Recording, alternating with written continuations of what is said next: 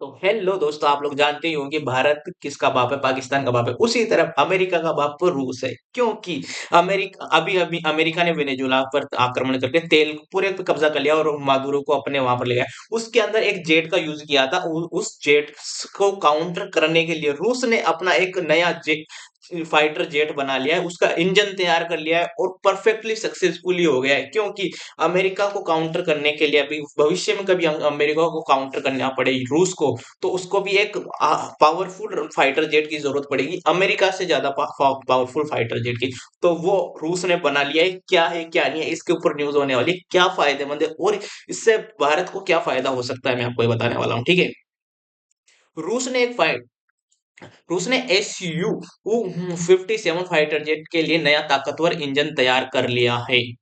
मतलब एक पुराना फाइटर जेट था, उसी का नया पावरफुल इंजन तैयार कर लिया। SU-57 के लिए रूस ने नया और दमदार इंजन तैयार किया है। इसको डिटेल में बताइए आपको। रूस के रक्षा उद्योग ने एक बड़ा ऐलान के साथ तो घोषणा की है कि उसने SU-57 फाइटर जेट के लिए एक नई पीढ़ी का इंजन विकसित कर लिया है, जिसे प्रोडक्ट 177 कहा जाता है। यह कदम रूसी सैन्य वैमानिक क्षमता की दिशा में एक महत्वपूर्ण तकनीकी उन्नयन माना जा रहा है और इससे SU-57 विमान की प्रदर्शन क्षमता में काफी बढ़ावा मिलेगा।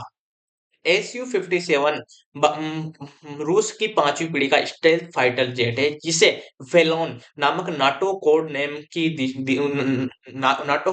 भी दिया गया है। यह लड़ाकू विमान उच्च स्तरीय जासूसी, हवा हवा हवाई जमीन और जमीन समुद्र लक्ष्यों पर प्रहार करने के लिए सक्षम है।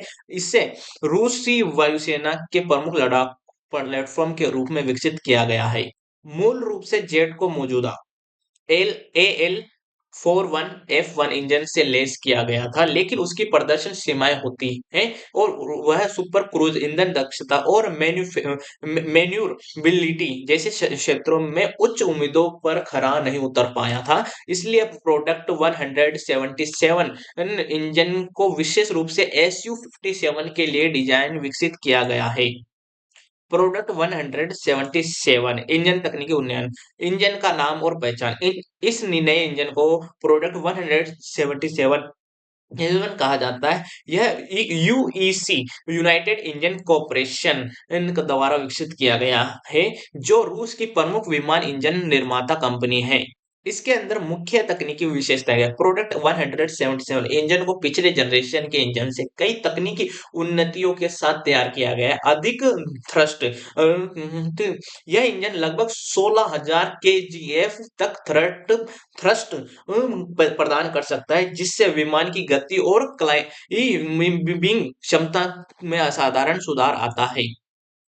इसकी बेहतर इंजन दक्षता क्या है? नई डिजाइन और आधुनिक सामग्री के उपयोग के कारण ईंधन की खपत कम होती है और थ्रस्ट टू वेट अनुपात बेहतर होता है। सर्विस लाइफ में वृद्धि। इंजन की सामग्री और संरचना उन्नत होने से इसका निर्माण समय और उपयोग समय लंबा होता है। बहुत कम आवाज और गर्मी द्वारा रडार संकेत। इंजन की नोजल डिजाइन और उन्नत थ्रस्ट नियंत्रण तकनीक स्टेल्थ कम दृश्यता क्षमता में सुधार करते हैं। इन विशेषताओं के कारण SU-57 की हवा में स्थिरता, विस्तृत दूरी तक संचालन तथा लड़ाकू क्षमताओं में उल्लेखनीय वृद्धि होने की उम्मीद है। पहली फ्लाइट और परीक्षण कैसे हुआ, मैं आपको ये बता। इसकी पहली उड़ान सफल कैसे हुई? दिसंबर 2025 को SU-57 ने पहली बार प्रोडक्ट 177 इंजन के साथ अपनी मेडियन फ्लाइट प्रथम परीक्षण उड़ान सफलतापूर्वक पूरा किया। इसमें प्रतिष्ठित परीक्षण पायलट रोमन कोडराटिव ने विमान का संचालन किया। यह परीक्षण पूरी तरह योजना अनुसार, मतलब पूरा प्लेन के साथ हुआ और इंजन में ने स्थिर प्रदर्शन दिखाया। रूस के रक्षा मंत्रालय और स्टेट कॉर्पोरेशन ने इस सफल परीक्षण का आधिकारिक तौर पर पुष्टि की। प्रदर्शन और विश्लेषण क्या है? परीक्षण उड़ान के दौरान इंजन की शक्ति, नियंत्रण और स्थायित्व उत्कृष्ट दिखा। विश्लेषकों का मानना है कि यह नया इंजन SU-57 को अधिक सुपर क्रूज क्षमता देगा, जिसमें विमान और आफ्टर बर्नर के भी उच्च गति पर उड़ सकता है। यह नई तकनीक SU-57 को आधुनिक क्षेत्र, युद्ध क्षेत्र और अधिक गतिशील चालक और कठिन मिशनों के योग्य विमान बनाएगी। SU-57 विमान की भूमिका और रणनीतिक महत्व क्या है? SU-57 विमान दुनिया के आधुनिक लड़ाकू विमानों में एक प्रमुख स्थिति रखता है। यह 5वीं पीढ़ी का स्टेल्थ जेट है। इसे रूसी वायुसेना के साथ संभावित निर्यात बाजार में भी बेचा जा रहा है। इस विमान का मुख्य उद्देश्य हवा में श्रेष्ठता हासिल करना, दीर्घ दूरी वाले लक्ष्यों पर हमला और आधुनिक एयर डिफेंस सिस्टम को चमका देना। स्टेल्थ तकनीक का प्रभावी उपयोग, प्रोडक्ट 177 इंजन के साथ यह विमान अब और अधिक प्रभावी रूप से इन भूमिकाओं को निभा सकता है। वैश्विक संघ रणनीति और रक्षा समीकरण पर प्रभाव, अमेरिका के F-57 से मुकाबला होगा इसका। और कई विश्लेषकों का दावा है कि SU-57 के नए इंजन के कारण यह विमान अमेरिकी F-35 और F-22 जैसे विमान से मुकाबले में अधिक सक्षम हो सकता है, विशेषकर उस स्थिति में जब इसे नई तकनीक, हथियार और उन्नत रडार सिस्टम के साथ जोड़ा जाए।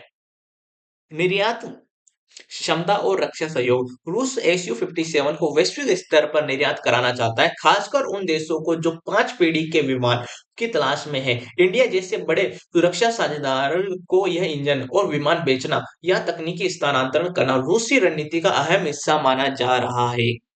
भारत और रूस रक्षा साझेदारी, संभावित तकनीकी हस्तांतरण मतलब टेक्नोलॉजी को ट्रांसफर करते हैं ना उसको। रूस ने भारत को SU-57 विमान और इसके इंजन टेक्नोलॉजी का प्रस्ताव देने पर बातचीत की है, जिसमें लाइसेंस, प्रोडक्शन अधिकार, पूर्ण तकनीकी हस्तांतरण TOT। इन SU-57 इंजनों को भारतीय HAL द्वारा स्थानीय रूप से निर्माण करने की संभावना है। विश्लेषकों के अनुसार प्रोडक्ट 177S जैसे उन्नत वर्जन पर भी चर्चाएं चल रही है। यदि भारत को यह तकनीकी सहयोग मिलता है, तो यह भारतीय वायुसेना के लिए एक रणनीतिक लाभ होगा और HAL की इंजीनियरिंग क्षमताओं को भी बढ़ाएगा। रूस का SU-57 फाइटर जेट के लिए प्रोडक्ट 177 इंजन का विकास एक बड़ा तकनीकी कदम है। यह उन्नयन SU-57 को अंतर्राष्ट्रीय स्तर पर प्रतिस्पर्धी, अधिक शक्तिशाली और उच्च प्रदर्शन वाला विमान बनाता है। इंजन की सफलता से रूसी वायुशक्ति और रक्षा उद्योग की तकनीकी आत्मनिर्भरता को भी बल मिलेगा। इस इंजन के साथ SU-57 वाहन अब अधिक थ्रस्ट और गति प्रदान करता है, बेहतर ईंधन दक्षता रखता है, लंबी दूरी और कठिन मिशनों के लिए सक्षम है, वैश्विक रक्षा बाजार में प्रतिस्पर्धात्मक कहलाता है। SU-57 की कहानी कैसे शुरू हुई?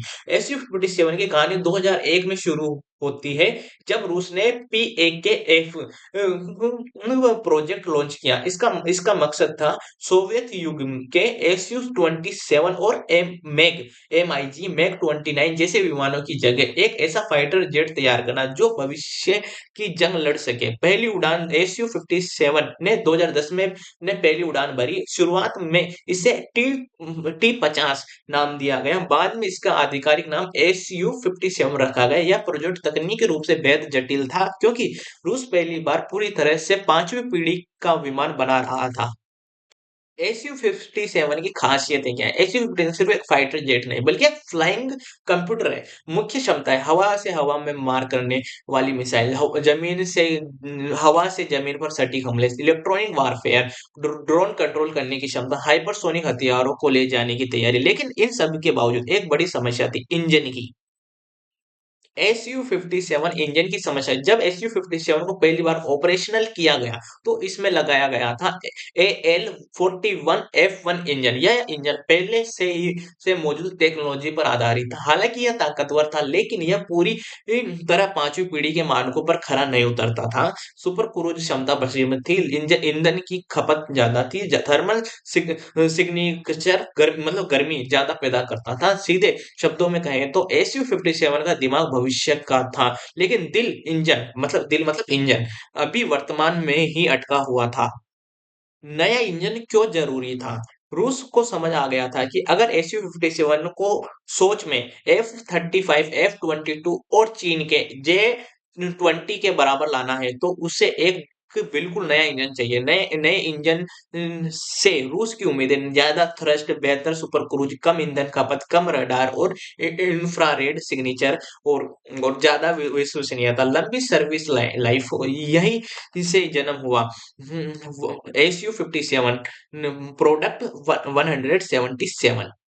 इंजन नई ताकत की शुरुआत। यह इंजन रूस की यूनाइटेड मतलब यूईसी और रोस्टेक द्वारा विकसित किया गया है। यह इंजन खासतौर पर SU-57 के लिए डिजाइन किया गया है। इंजन का उद्देश्य SU-57 को असली पांचवी पीढ़ी का फाइटर जेट बनाना, रूस की एयर पावर को नई ऊंचाई देना, पश्चिमी विमानों की बढ़त को खत्म करना है। रूस की रणनीतिक मजबूरी क्या है? यह सिर्फ तकनीकी फैसला नहीं था, बल्कि रणनीतिक मजबूरी भी थी। कारण अमेरिका के पास F-22 और F-35 पहले से तैनात है। चीन तेजी से J-20 और J-31 विकसित कर रहा है। नाटो लगातार रूस की सीमाओं के पास सक्रिय। यूक्रेन युद्ध के बाद रूस पर सैन्य दबाव। इन हालातों में रूस को दिखाना था कि वह अभी भी सैन्य तकनीक की दौड़ में पीछे नहीं है। नए इंजन का पहला परीक्षण। रूस ने घोषणा की कि SU-57 के नए इंजन के साथ सफल परीक्षण उड़ान पूरी कर लिए। यह एक बड़ा संकेत था कि इंजन सिर्फ कागजों में नहीं बल्कि असली उड़ान में भी काम कर रहा है। यही वह मोड़ है जब जहां से SU-57 का भविष्य बदलता है। इस सब के ऊपर पूरे वर्ल्ड की क्या रिएक्शन आया है? जैसे ही यह खबर सामने आई, पश्चिमी मीडिया में हलचल, नाटो देशों की नजर, डिफेंस एनालिटिक्स की चर्चाएं तेज, क्योंकि अगर SU-57 अपने पूरे पोटेंशियल में आ गया तो यह कई देशों की एयर स्ट्रेटजी बदल सकता है। इन फ्यूचर में क्या होगा? यह तो सिर्फ शुरुआत है। आगे नया इंजन कितना ताकतवर है, इसकी तकनीकी खूबियां AL-41 और F-35 के इंजन से तुलना, टेस्ट फ्लाइट के नतीजे हैं। तो यह थी S-25 और उसके नए इंजन की कहानी की शुरुआत, लेकिन असली धमाका अभी बाकी है मेरे दोस्तों। रूस का कार SU-57 के लिए इंजन का क्या चाहिए था? वो कैसे यह फैसला तकनीकी नहीं बल्कि रणनीतिक मजबूरी था? अब सवाल यह है, नया इंजन आखिर कितना ताकतवर है? इसमें ऐसा क्या है जो पुराने इंजन में है? और ये क्या यह सच में अमेरिका के S-35 को टक्कर दे सकता है? आज के इस हिस्से में हम आपको बताएंगे कि क्या है क्या नहीं है पूरा, और मैंने आपको बता दिया है और डिटेल। पुराने इंजन की क्षमताएं क्या है? AL-51 की सीमाएं। SU-57 की शुरुआत वेरिएंट में AL-51F1 इंजन लगाया गया था। यह इंजन पूरा बुरा नहीं था, लेकिन पांचवी पीढ़ी के लिए अधूरा था। AL-57 की मुख्य सीमाएं क्या थी? सुपर क्रूज, सीमित और ज्यादा ईंधन खपत और इंफ्रारेड सिग्नेचर, ज्यादा और वजन अपेक्षाकृत अधिक और सर्विस लाइफ कम। डिफेंस एक्सपर्ट साफ कहते हैं AL-51F1 एक 4.5 जनरेशन इंजन था, जबकि SU-57 को चाहिए था एक एक टू फिफ्थ जनरेशन इंजन चाहिए था। अब बात करते हैं सबसे अहम चीज पर, थ्रस्ट। AL-51F1 लगभग 14,500 kgf और ADGLE 177 लगभग 16,000 प्लस kgf, यानी लगभग 10 से 15% ज्यादा ताकत। इसका सीधा असर पड़ता है टेक ऑफ तेज, क्लाइंबिंग रेट बेहतर और डॉग फाइट में बढ़त। सुपर क्रूज क्षमता असली गेम चेंजर क्या है मैं आपको बता देता हूँ। सुपर क्रूज क्षमता असली गेम चेंजर। सुपर क्रूज का मतलब बिना आफ्टर बर्नर के सुपरसोनिक स्पीड पर उड़ान। क्या जरूरी है सुपर क्रूज? ईंधन की बचत, कम हीट सिग्नेचर और दुश्मन को पता नहीं चलता, लंबी दूरी तक मिशन है। और ये ADLE 177 इंजन SU-57 को लंबे समय तक मैच 1.5 प्लस पर उड़ान की क्षमता, यह वही चीज है जो पांचवी पीढ़ी के जेट को खास बनाती है। ईंधन की क्षमता और लंबी उड़ान फायदा। नए इंजन में नए मटेरियल, एडवांस कंबेशन चैम्बर और बेहतर एयर फ्लो डिजाइन। इसका नतीजा कम ईंधन में ज्यादा दूरी, लॉन्ग रेंज स्ट्राइक, कम लॉजिस्टिक दबाव और युद्ध में यह बहुत रणनीतिक फायदा है।